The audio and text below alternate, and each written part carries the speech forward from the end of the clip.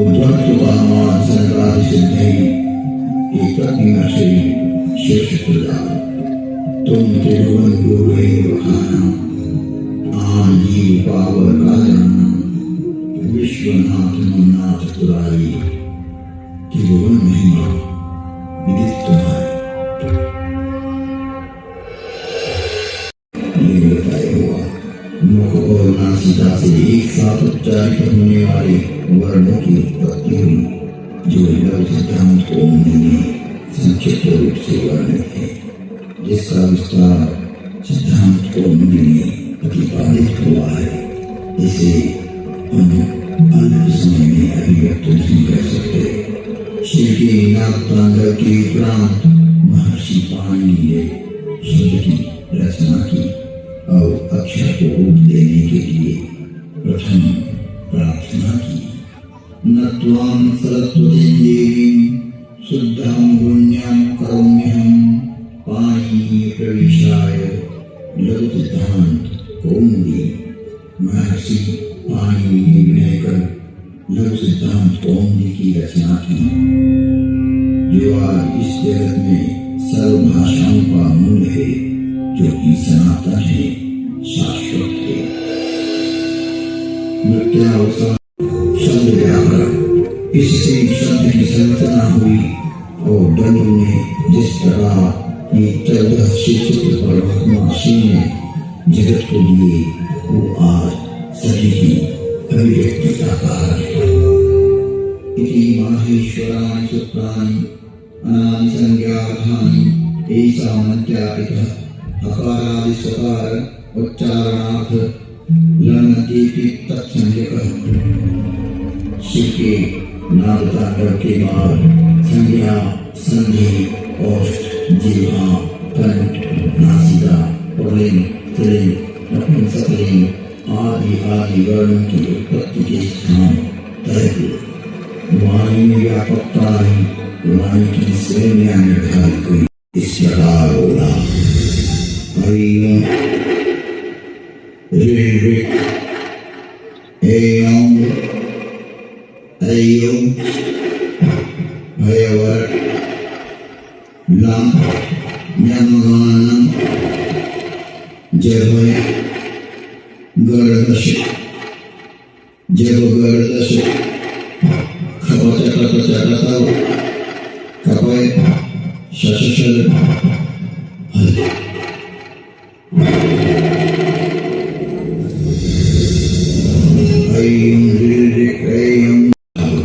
जल से बाहर निकाला,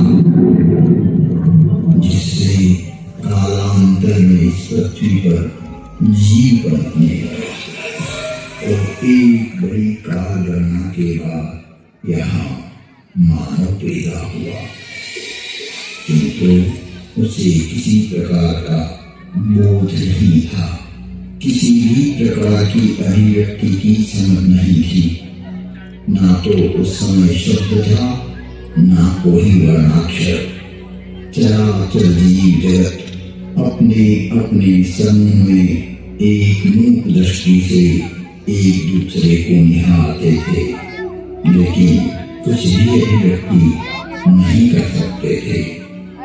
चारों तरफ इस पृथ्वी पर सन्नाटा ही सन्नाटा था।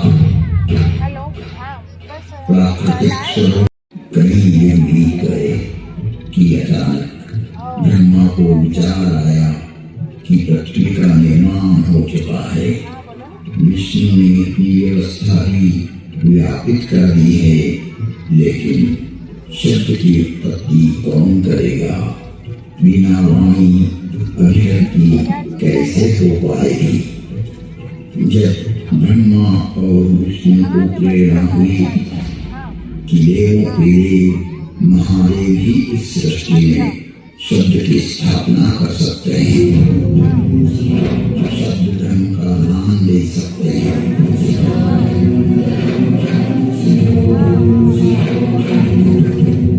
परंतु शिव का समय अधिकतर समाधि में ही व्यतीत होता था।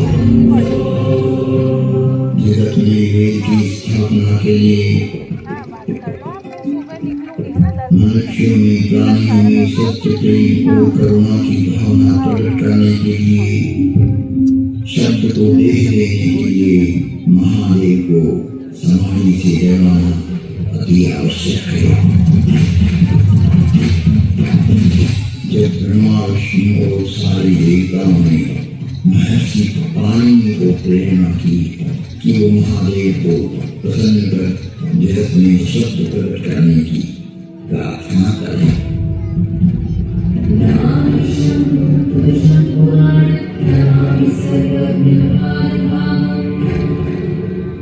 महर्षि पाणिनि की निष्क्रिय एवं जगत कल्याण की भावना से की गई तपस्या ने भगवान शिव की समाधि में विघ्न डाला। महादेव की समाधि असमय भंग हो गई। महादेव की जागते ही उनका रौद्र रूप प्रकट हुआ और उन्होंने अपना नाद शस्त्र डमरू उठाया और भयंकर तांडव करने लगे।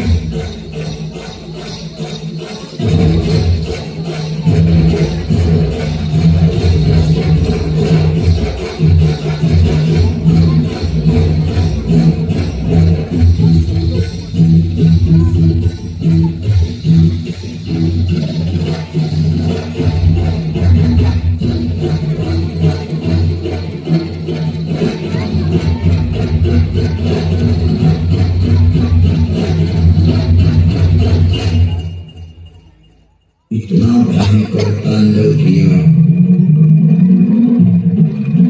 कि पृथ्वी हिलने लगी, आकाश में बिजलियां कौंधने लगी। पृथ्वी को हिलते देख ब्रह्मा ने सोचा कहीं प्रलय की वेला तो नहीं आ गई। चारों तरफ समुद्र में तूफान आ रहा था। हवाएं चक्रवात का रूप लेकर आकाश की ओर बढ़ रही थी। पूरी पृथ्वी अपनी दूरी पर ऐसे डोलने लगी मानो पृथ्वी समुद्र पर तैर रही हो। तब महादेव ने अपना डमरू बजाया और असमय समाधि में हुए विघ्न के कारण तांडव करते हुए मानो अपने इस नाद से संसार को बंद कर लेंगे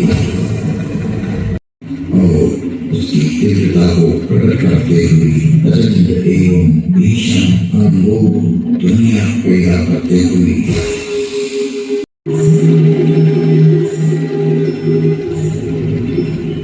उग्र एवं महिमामय भयंकर डमरू किया, जिससे प्राणी मात्र की सब इंद्रियां लुप्त हो गई। नाद इतना भयावह था कि प्राणी मात्र के कर्म भेद हुए। कुछ काल के लिए यह स्थिति बन गई। महादेव तांडव करते हुए अपने उग्र नाद से कुछ ऐसी शाब्दिक रचना की जो आज इस भूमंडल पर शब्द और श्रवण का कारण है, जिसे महर्षि पाणिनि ने अवरुद्ध हुई अपनी श्रवण इंद्रियां पुनः जागृत होने पर शब्दों में पिरोया। जगत कल्याण के लिए महादेव की प्रेरणा से नादवाद्य से निकली हुई ध्वनियां जो आज इस संसार में व्याप्त है, इस भूमंडल पर कोई भी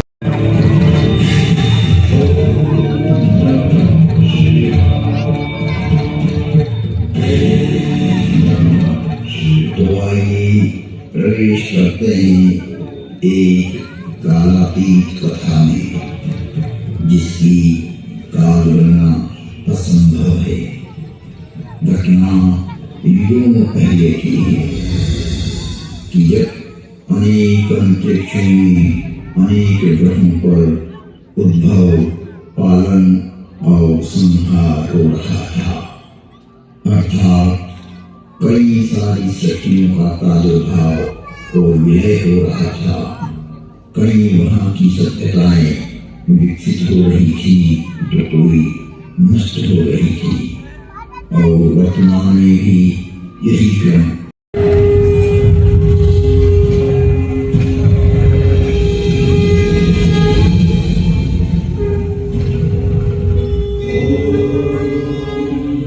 वंदे बोधिमयं नित्यं गुरुं शंकररूपिणं यमास्थितो हि वक्रोऽपि चन्द्र सर्वत्र वन्दते। भगवान् शंकरौ वन्दे श्रद्धा विश्वासरूपिणौ याभ्यां विना न पश्यन्ति सिद्धः स्वान्तः स्थिरेश्वरः। तुम देवन दुर्वेद बखाना मान जीव पावर राजा विश्वनाथ नाथ तिवारी जीवन महिमा विदित तिवारी।